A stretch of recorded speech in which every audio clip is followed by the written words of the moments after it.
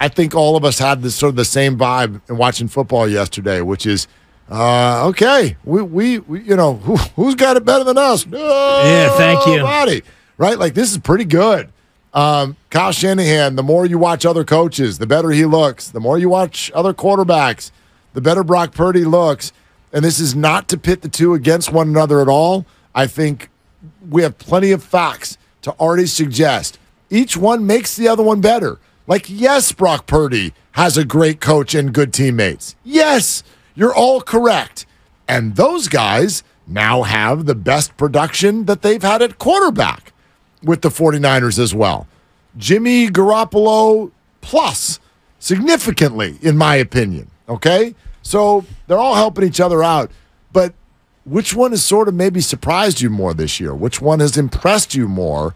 Which one has caught your attention more when it comes to Purdy or Shanahan? I voted Purdy just because I was already there on Shanahan. Sure. Purdy was the one where I had question marks. I think for me it's Shanahan because of all the different ways that they go about scoring 30 points. And Brock Purdy's been really good. He's been sturdy. You call him Sturdy Purdy if you want. He hasn't been incredibly flashy in many ways. He's made the plays that were there to be made. And that's not disrespectful to Brock Purdy at all, because you watch all the football yesterday that we all did, and there's a lot of bad quarterback play. There's plays that are to be made, and you got guys throwing careless and reckless interceptions and drop passes and all the rest of it. I look at this offense and what Kyle's able to do with Christian McCaffrey. You put him in the slot, you put him in the wing back, you put him as the running back, the lone back, or the halfback behind the fullback.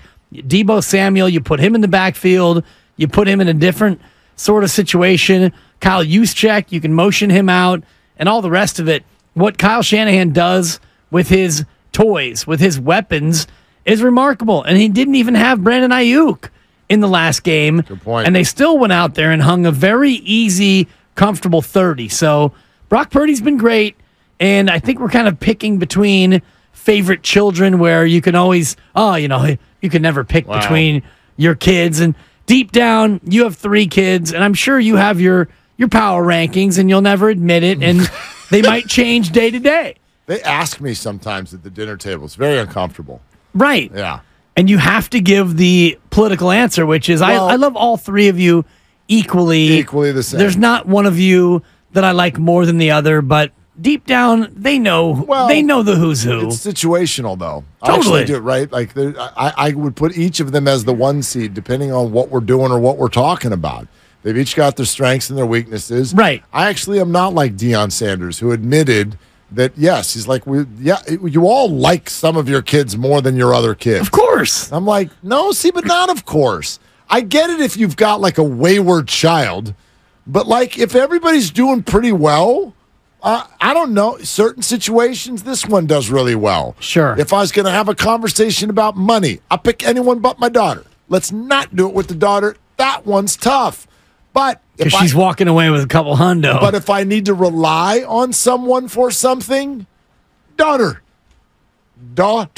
She's the 1 seed. Like, dude, I need the dishes done at this hour and Penny walked and back in the house by 8:15.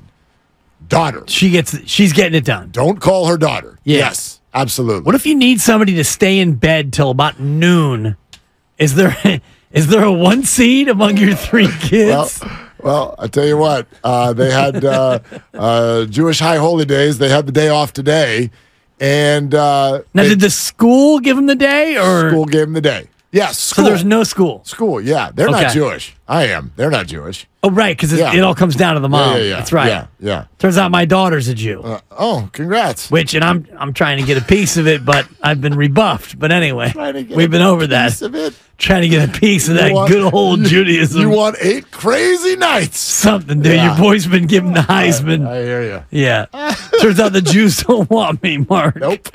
Nope. So I'm still shopping for a religion if you got one out there. Luck. I'm a free agent. Good luck. I'll keep my ear to the ground, as Appreciate they say. that. Yeah, but anyway, so be that as it may. Yes. I don't know. Like, I truly say that even though I know they're not listening right now. Like, I I don't have one of them as the 1 seed. Fine. I got a bunch of them as the 1 seed in certain situations. I do think in terms of this Kyle and Brock conversation, it's a little bit like that because you're 3-0 and your quarterback has thrown 0 interceptions. He has 1 lost fumble, and the coach has called masterful games. Your coach is also 3-0, and I don't know if he has made any real mistakes. It's hard to look at his game plans and his play calling when you're this dominant as they have been. It's hard to look at anything and pick nits with any of it. Right. The only criticism that people have had is you played Christian McCaffrey too long in the opener, or in game 2 against the Rams where you didn't play Eli at all. And these are, to me, pretty small things. Thank you. This is something that I think really, really bears repeating with regard to how 49er fans look at Kyle Shanahan. Okay? And I bet every one of you can relate to this in a relationship in your life. Do you ever, and this is usually a family thing, with your family, when you argue about the toilet seat being up, or somebody left the damn lights on, or you put the milk back in the fridge in the wrong spot, and it activates some sort of an argument between people because there's stuff there. There's emotion. You live together. You're right in front of each other. It's family. You get it. But do you ever get in that fight, and then you stop at a certain point, and you're like, geez, what are we arguing about? Right. Like the milk's in the wrong spot. Sometimes I feel that way about Kyle Shanahan with Niner fans. Like, listen to what's going on in Chicago and Denver and Vegas. Listen to that, and then try to hear yourself when you're like, I would have taken Christian out with 8 minutes, and he did it with 6:43. Totally. It's risky, Mark. It's reckless. Super Bowl or bust. Because I've kind of had it with this crap. That was 1:17 too long. The milk's in the wrong spot. Relax. Yeah. Just relax. You don't have that much to argue about. That's that's, to me, the message of the day. Absolutely. And I think coming off of yesterday, that's what hit me watching all that football and watching all of these other situations outside of Miami and outside of Buffalo, where you see teams that are either flawed or struggling or both. And you mentioned Chicago, and they have not been able to figure out the quarterback position for almost 40 years now. Yeah, correct. Our whole lives. I mean, you go back to the Super Bowl in 85, and then I mentioned Mike Tomczak, who started his career 10-0, and they were doing it, 13-10 and 12-9 and the rest of it. And hey, wins are wins. But since that, you've gone through a long list of no at quarterback, and you look at even New England. They had such a great run, and now they're stuck with Mac Jones. Desmond Ridder in Atlanta appears to be maybe a game manager at best, and you go all around the league, and Derek Carr in New Orleans, they took an L, and he got hurt. Jimmy G throws 3 picks, and you go around to all these situations, and then you come back home, and you realize you got it pretty good here in Santa Clara. Pretty good, yeah, no doubt about it. Not to even mention the defense, which is nasty, right? I mean, might be the most balanced team that he's had here with the 49ers based on how it looks right now. Like, even when the Jimmy team was 8-0, like it was an efficient offense. I thought it was an offense that could pop at times. Obviously, it was really good when the run game was rolling, like it was in the title game against Green Bay, for example. But there was no question the defense was the better side of the ball. I still think that's the case, but it's a very narrow race. And I do think that this is a team that offers the possibility of beating you in a number of ways. And if the defense does get touched up for 28, I really think that the 49ers can still win that game 34-28. Right. And I'm just looking at the game log from that 2019 team. They gave up 102 points total in the first 8, which is just about 13 a game.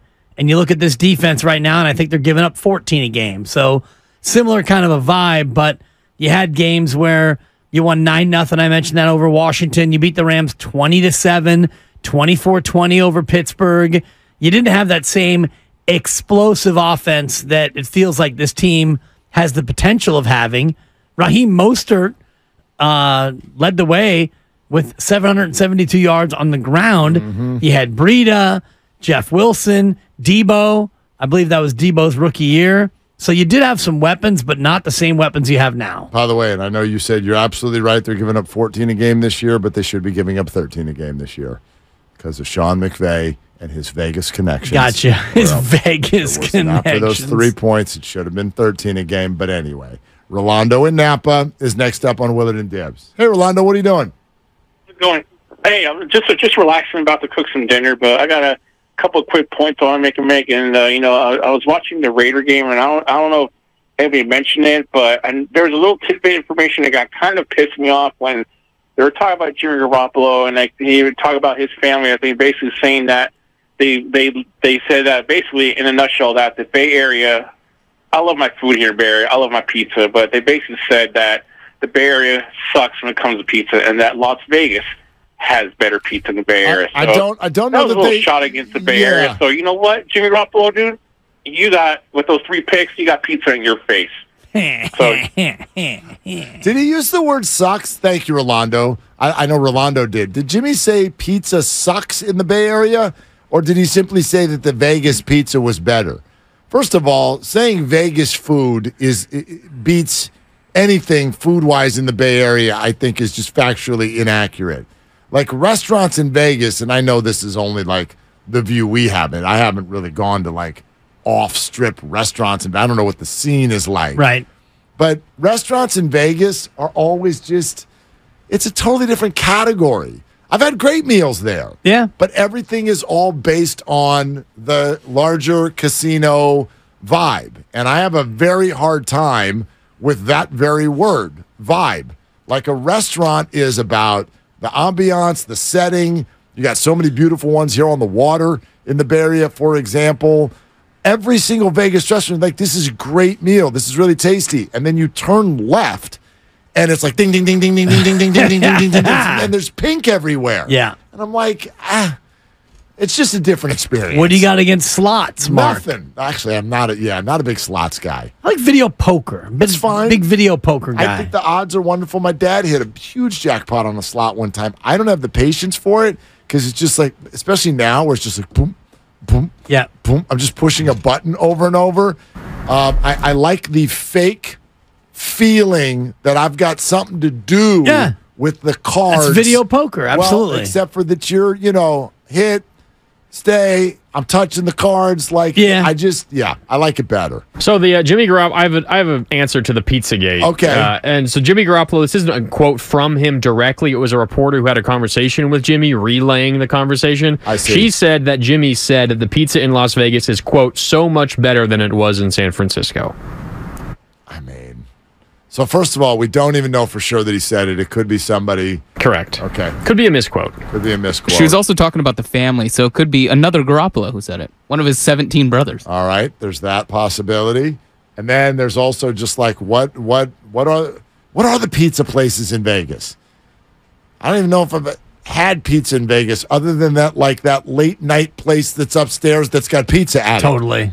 Hey. I mean, mostly chains, I would imagine. Right. It's hard for me to speak to anything that pertains to Las Vegas because there's Las Vegas, the actual city, and then there's the Strip.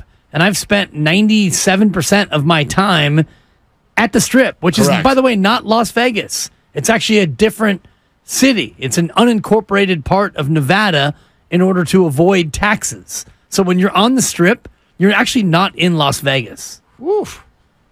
I was having a conversation with the lovely Christy over the weekend about how much stuff you know.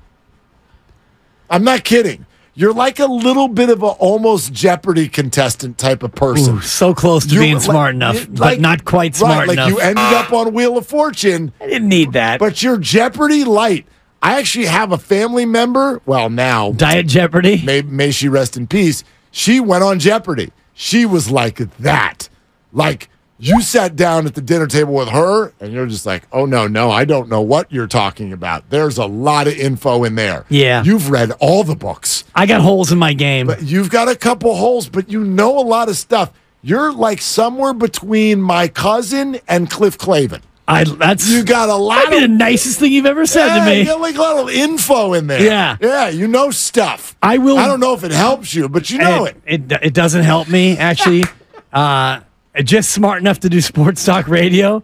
But I always told the kids, Daddy's not smart enough for Jeopardy, but I am for Wheel of Fortune. Yeah. That damn wheel is what got me. I tell you what, the wheel is more fun. Jeopardy is stressful. I'm going to go home and find the DVD of my Wheel of Fortune episode. Okay. And bring it in and show the team. I would love to watch it. It is, knowing me as you do, and when you watch it, you'll be like, oh my God, this guy is... It's like I was trying to just run material. Well, I could care less about vowels and consonants. I am not surprised. Color me not surprised one bit. I was having a blast. I figure Wheel of Fortune is less stressful because there's no clock.